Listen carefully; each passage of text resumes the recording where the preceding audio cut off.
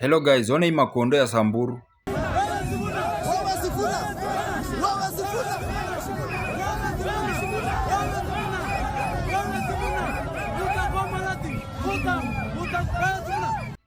Imagine hao wajinga watu wanaenda street wanaanza kutusi Sifuna hadi juu Sifuna aliharas gavana wao na gavana wao mwenyewe alikataa kuingia senate aulizwe maswali. Hao wajinga wajui wameibiwa pesa kwa kaunti yao, hakuna maendeleo kule Samburu, lakini hao wamelipwa pesa kidogo wanaenda kwa street ati kukashifu Sifuna. Wacha niwaambie, kwa hiyo vurugu yenye ilifanyika hiyo siku wakitaka kuchukua senator governor wenu wapeleke senate ajibu maswali, Sifuna was just part of the senators, but ma senator walikuwa hapo hivyo more than like 10 senators. Mumeonamo tu Sifuna.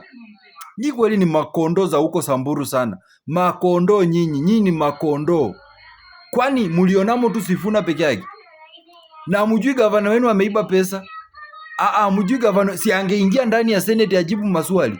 Si hata walikuwa tu wana shida na yeye sana, walikuwa wanamchukua wampeleke hapo senate ajibu maswali. Hawakuwa wanampeleka mahali.